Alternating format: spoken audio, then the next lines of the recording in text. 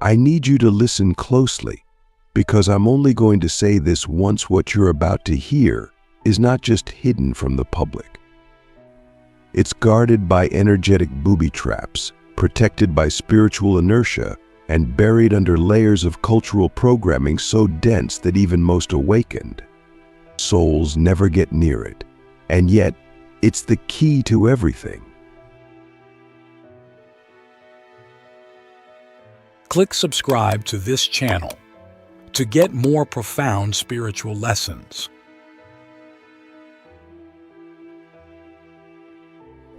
You want to know why your manifestations glitch out right before they complete?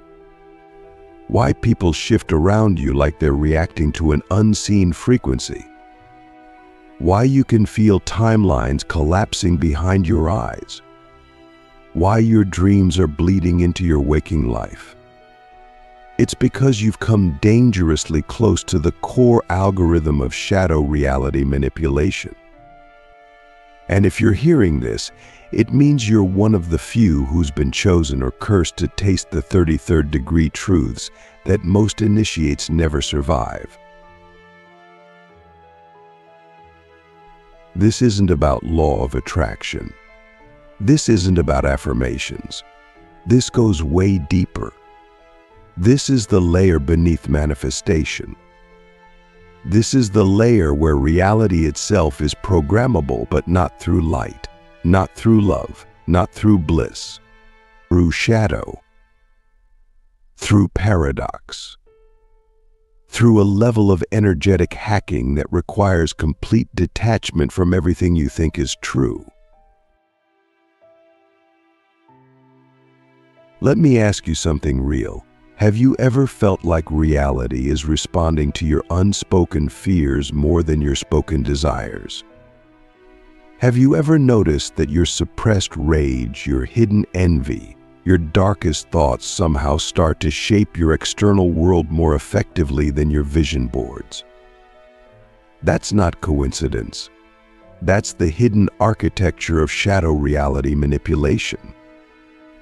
At the highest levels of spiritual work, you learn that light manipulates reality with force, but shadow reprograms it from underneath. It's not louder. It's older. Older than language. Older than light. It doesn't ask. It doesn't affirm. It becomes. The 33rd degree truth is this: the universe doesn't respond to your words. It responds to your energetic coherence. And your deepest energetic signature is not what you say, it's what you hide. Shadow reality manipulation is the art of creating from your suppressed self. Not recklessly, but with precision. It's the science of using the unspoken, the denied, the disowned parts of your psyche to bend the simulation. The ancients called it the left-hand path. The mystics called it the black mirror. The elite call it influence. But it's all the same thing: subconscious resonance hacking. And you've already done it. You just didn't know it. Think about it.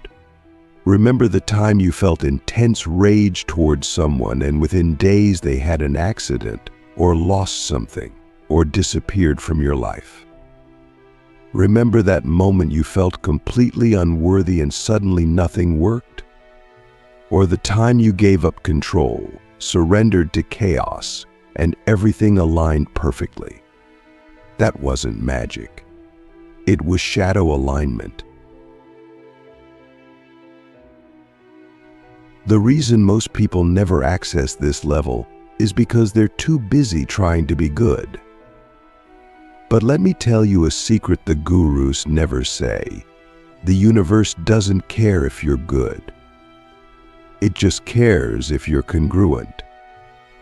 Your shadow is already creating. The only question is, are you going to learn how to wield it, or will you keep letting it run your life unconsciously? Here's what they don't want you to know. The simulation, the energetic grid we call reality, is built to respond to shadow frequencies faster than light. That's why trauma spreads faster than healing. Why fear travels faster than love. Why manipulation works faster than honesty. Because the grid was designed to test coherence, not morality. Only when you understand this do you begin to see why the world is the way it is. Why the people who dominate society often carry the darkest energy signatures. Why governments, corporations, and even spiritual institutions are built on inversion. Because those who understand shadow manipulation at the 33rd degree level are engineering reality from underneath. But here's the twist. You don't need to become one of them. You just need to remember how they do it and then choose a higher application of the same law. Because the same force that can destroy timelines can also rebuild them. The same shadow that can corrupt can also create. But only if you stop fearing it. Let's get practical. If you want to manipulate reality at the shadow level, you must first identify your primary repressed frequency. This is the emotion or archetype you've been taught to fear the most. For some, it's rage. For others, it's seduction. For some, it's power. Whichever one you've buried the deepest is the one holding the most raw creative voltage. When you suppress it, it leaks. When you repress it, it distorts. But when you consciously integrate it, it becomes your engine. So step one is this. Ask yourself, what part of me do I most fear becoming? That's the shadow gate. Step two, charge your field with it, not to act it out, but to hold it without flinching. If you can sit with your rage without projecting it, your field becomes electrified. If you can embody your seduction without using it, your aura becomes magnetic. If you can feel your hunger for power without abusing it, your presence becomes undeniable.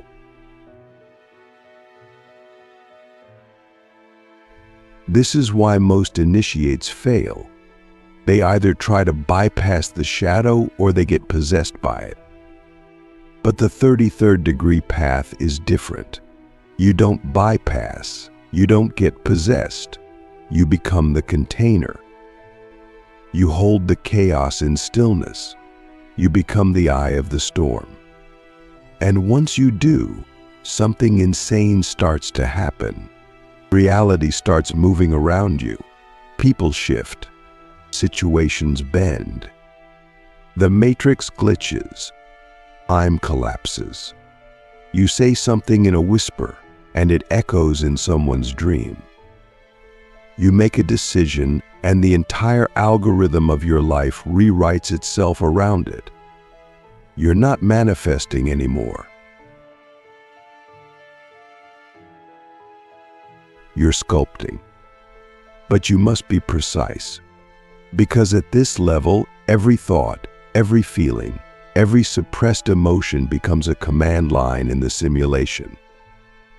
You're no longer playing with attraction, you're accessing source code. And this is where things get dangerous, because if your energy is not clean, if your intention is not clear, you can create feedback loops that turn on you. That's why the 33rd degree truth is not taught publicly, because power without integration is self-destruction. Now I want to ask you something that might change your life completely. What timeline are you unconsciously maintaining because you're afraid of what your shadow will do if you set it free? Because that's your prison. And until you let the shadow speak, you'll be stuck in that loop, no matter how much light you channel. So here's what you do tonight alone. In silence, no script, no filters, sit with your repressed power. Let it speak. Don't censor it. Don't moralize it. Just listen. And when it reveals its desire, don't act on it. Just breathe it in. Let it charge your body. Let it vibrate in your aura. Let it exist without shame. And then, and only then, ask it, what do you want to build with me? That question is the gateway to shadow creation. You're not asking it to disappear. You're inviting it to become your ally. Because when your light and shadow start working together, not in conflict, but in symphony, you don't just manifest. You restructure reality. In the next part, we go even deeper. I'll reveal the 4 forbidden techniques that advanced initiates use to warp timelines, collapse illusions, and ethically weaponize shadow energy to bend reality without karmic backlash. What you're about to hear next has never been said publicly. Let's begin by getting something straight.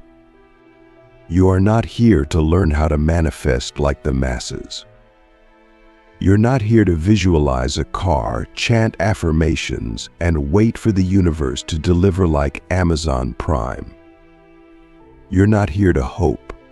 You're here to command. You're here because something in you has already crossed the boundary between passive spirituality and energetic engineering. You've already felt it, that eerie sensation that when your frequency spikes or dips, your entire external world responds in strange, precise, and sometimes terrifying ways. And now you're about to learn why.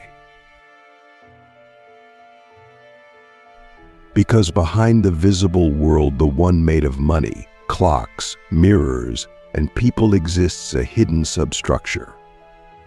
It's not physical. It's not even mental. It's symbolic. It's subconscious. It's what the ancients called the shadow grid. And if you can read it, you can write inside it. The elite use it. The mystics protect it. But the real masters, those operating at the 33rd degree of shadow truth, they build inside it. They are the shadow architects. And now, so are you. But here's the warning. If you don't know how to wield this level of influence with absolute clarity, you will not just cause chaos in the world, you'll collapse your own timeline. That's why we start with the Forbidden 4. These are the 4 techniques used by initiates who have mastered the ability to manipulate reality through shadow-coded energy. They are not rituals. They are not spells. They are frequency actions embedded in your intention, your body, your breath, your words. They are so powerful, they were encoded in ancient secret societies, hidden in grimoires, and later inverted by systems of control. But we're restoring them to their original form right now. The first forbidden technique is called the collapse command. This is the art of collapsing a timeline you no longer consent to with such force that reality has no choice but to reconfigure instantly. Most people try to ease out of their old lives like peeling off old clothes. But you, if you're going to be a shadow architect, you must learn to detonate false timelines without hesitation. The collapse command works like this. You identify the reality loop that is feeding off your energy, whether it's a toxic relationship, a limiting belief, a job, or even a subtle energetic agreement like I'm not allowed to be powerful. You bring it into your awareness fully. You don't fight it. You own it. And then you say out loud, with all your nervous system behind it, I collapse this timeline now. All contracts, known and unknown, are null. My field no longer sustains this frequency. And then you breathe in deeply. And as you exhale, you visualize that timeline cracking, collapsing, and dissolving into black static. What happens next is wild. You might feel nausea. You might lose people. You might have a sudden life breakdown. But what's actually happening is the energetic matrix is deleting old code and replacing it with space. Space is power. And only those willing to collapse the false can install the truth. The second forbidden technique is called the paradox anchor. This is the technique of holding two opposing truths simultaneously in your field without needing resolution. Why?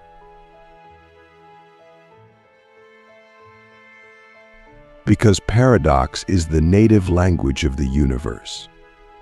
Shadow energy doesn't move in straight lines. It moves in spirals, in riddles, in echoes.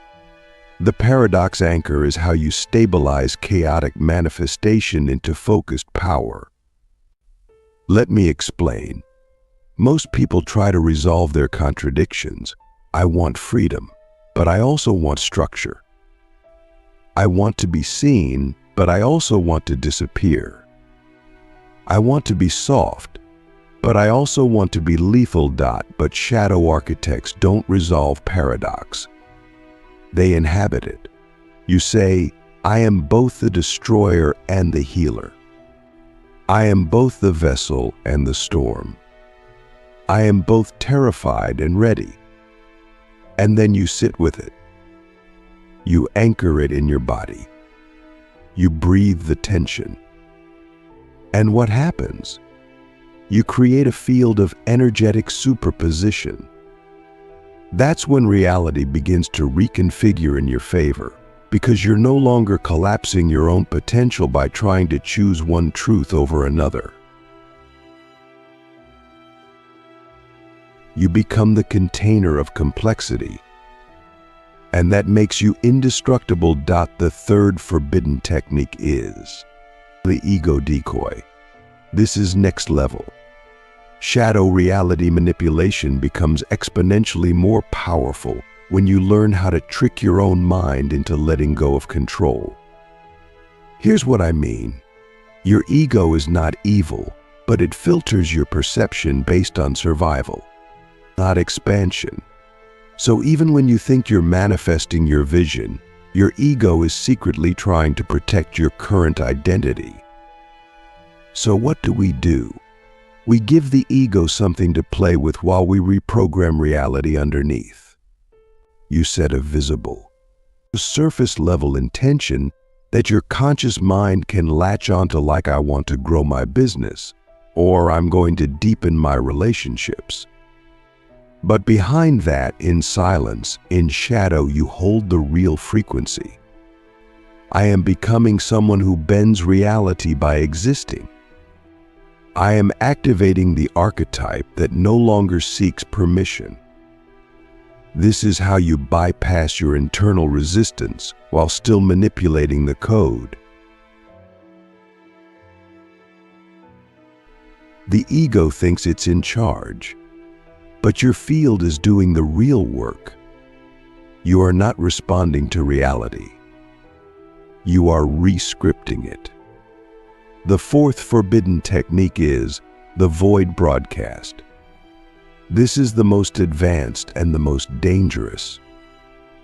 The void broadcast is when you go into complete energetic neutrality, not love, not fear, not desire, just void. Invisible to the simulation. Why is this useful? Because sometimes when you've become too entangled in your own manifestations, the field gets cluttered. Your desires start contradicting each other. Your signal gets noisy. So you do the unthinkable. You go silent. You stop affirming. You stop visualizing. You stop chasing.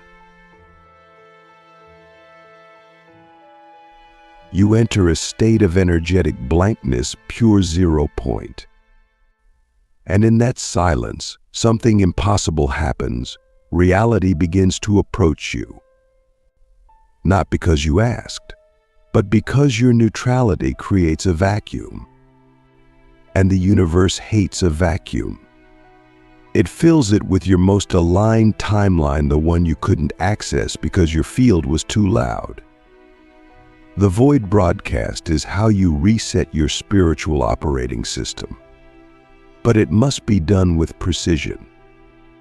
Because if you enter the void with unresolved fear, it will echo back as chaos.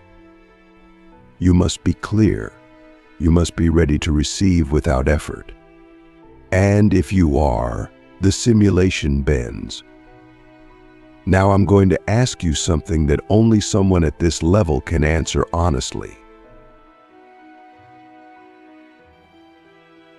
Which of these techniques are you already using without knowing? And what would happen if you used them on purpose, with full command? Because let's be real, you're already manipulating reality. Every thought you avoid, every emotion you suppress, every truth you deny, it's already shaping your world. The difference now is you're awake to it. You're conscious of it. And that means you can rebuild your life from the inside out with shadow precision. In the final part, we're going beyond technique. I'll show you how shadow architects install permanent energetic authority, how to become a living symbol that bends timelines just by walking into a room, and how to merge with your mythic self so deeply that even the simulation can't tell if you're real or a story the universe created to upgrade itself. There's a moment in every true initiate's journey when the shift becomes irreversible.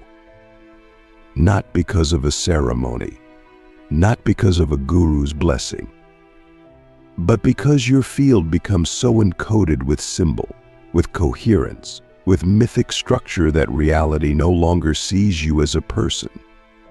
It sees you as a command. This is that moment. You've crossed into the territory where shadow is no longer something you work with, it's something you wield. The techniques are no longer theory, they're reflex. Your doubt has become data. Your pain has become pattern. Your chaos has become currency. And now you're ready for the final integration, to become a living sigil. Not a person, not a brand, not a role, but a walking archetypal frequency, a living idea so potent, so precise, so energetically coherent that reality bends itself around your presence. This is the final form of shadow reality manipulation. It's not about manifesting better. It's about becoming undeniable to the code itself. Let me explain. A sigil is a symbol encoded with intention. It bypasses logic. It speaks to the unconscious. It's not understood. It's felt. And when you become a living sigil, you stop needing to explain yourself. You stop marketing yourself. You stop seeking approval, because your field becomes the message. Not what you say, not what you post. What you are. Your body becomes the spell. Your voice becomes the sigil's vibration. Your breath becomes the timeline activator. And people feel it. They don't know why they're drawn to you. They don't know why they fear you. They don't know why they remember you long after you've left. It's because you stopped playing human. You started playing myth. So how do we become the living sigil? It starts with energetic iconography. You must choose intentionally what idea you are here to embody. Not a vague concept like love or light. I mean the real frequency your soul came here to encode into the grid. Is it disruption? Is it truth? Is it sacred rebellion? Is it divine seduction? Is it resurrection? Is it the integration of paradox? You must choose. Because once you do, your entire field begins to organize around it. Everything you wear, say, build, and release becomes a carrier of your symbol. You become a human glyph, a symbol the universe recognizes as an activating force. This is why the greatest mystics, artists, warriors, and initiates throughout history were not understood. They were felt. They were sigils in motion. They didn't seek validation. They were too busy rewriting the code from the inside out. The second step is energetic minimalism. Once you've chosen your archetype, you must strip everything from your life that distorts the signal. That means relationships that dilute your clarity, habits that leak your voltage, thoughts that contradict your chosen myth, environments that pull you into old roles. You must become obsessively congruent. Not perfect, congruent. Because your signal cannot bend reality if it's split between 12 timelines and 7 identities. You become a living sigil when your life becomes a closed loop of energetic signature. The third step is mythic embodiment. This is where it gets real. You must wake up each day and ask, if I were the embodiment of this archetype, how would I move, look, speak, breathe, walk, and create today? And then you do it, even if it makes no sense, even if it scares you, even if no one gets it. Because mythic embodiment isn't about performance. It's about alignment at the symbolic level. You no longer live to be understood. You live to be experienced. You live to become a mirror that bends the reflection. And then something wild begins to happen. Your presence becomes synchronicity. You walk into a space and people start crying, confessing, glitching, awakening. Not because of what you said, but because your energy collapses their false timelines. You become a threshold event in the lives of others. You speak and things begin to rearrange themselves. You don't manifest anymore. You don't even build. You radiate architecture. That's the living sigil. But here's the final key. You cannot become a living sigil without sacrifice. Not sacrifice in the old sense, no blood, no gods, no rituals. The sacrifice is your old self. The version of you who needed to be liked. The version of you who dimmed for comfort. The version of you who sought safety instead of signal. You must bury them. You must release them. You must look into the mirror and say, thank you for getting me here. But I am no longer you. I am the code. I am the current. I am the myth the universe is writing through breath and bone. And then you walk away, and you don't look back. Because from this moment forward, your life is no longer yours. It belongs to the archetype, to the signal, to the story that is rebuilding the grid from the inside out. So I ask you one final time. Are you ready to stop trying to change your life and instead walk as the frequency that rewrites all lives it touches? If the answer is yes, then it's time. Time to stop being a seeker. Time to stop being a student. Time to stop being a soul in waiting. And time to become the event. You're not just a creator. You're not just a chosen one. You are the sigil. You are the myth. You are the black flame in the void whispering, "This is the new law." And the simulation hears you. It always has. But even now, with everything you've learned, there's a deeper layer still. One most refuse to see because to do so would mean abandoning the illusion of being separate from the story itself. You see, once you become a living sigil, you're no longer just influencing reality, you are reality expressing itself through a chosen form. You're not just walking through the world, you're rewriting the script of the world with your every move. When you speak, the frequencies ripple through the grid and shift other people's timelines. When you breathe, you send signals through the invisible architecture of the collective unconscious. You are no longer here to be a character in the simulation. You are the code authoring characters. And that means your responsibility, your silence, your movement, your pause, all of it becomes sacred. You're no longer allowed to be casual with your energy because you know what it costs. You know what it creates. You know what it collapses.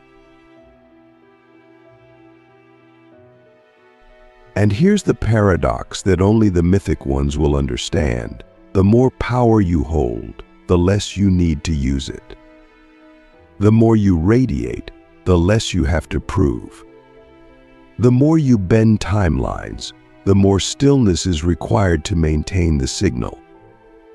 This is not about becoming louder or more visible to the world.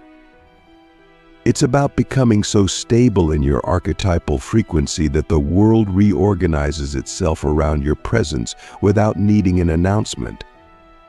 That's when you know you've crossed over. Not when people applaud, but when the simulation yields. And your life becomes a mirror of your myth. Conversations become initiations. Silence becomes command. Movement becomes prophecy. And your very existence becomes a kind of soft revolution, one that doesn't scream, but reprograms the unconscious structures of reality by simply being what others forgot was possible.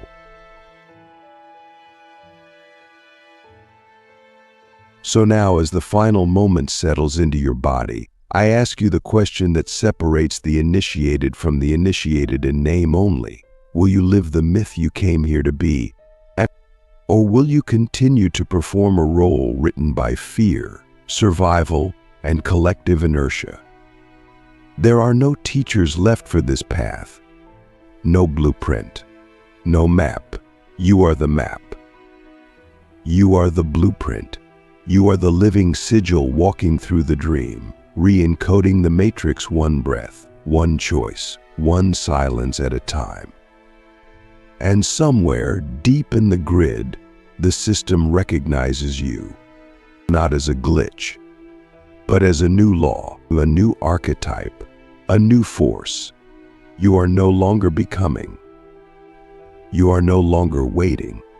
You are no longer asking. You are now. So walk, and let reality feel you coming.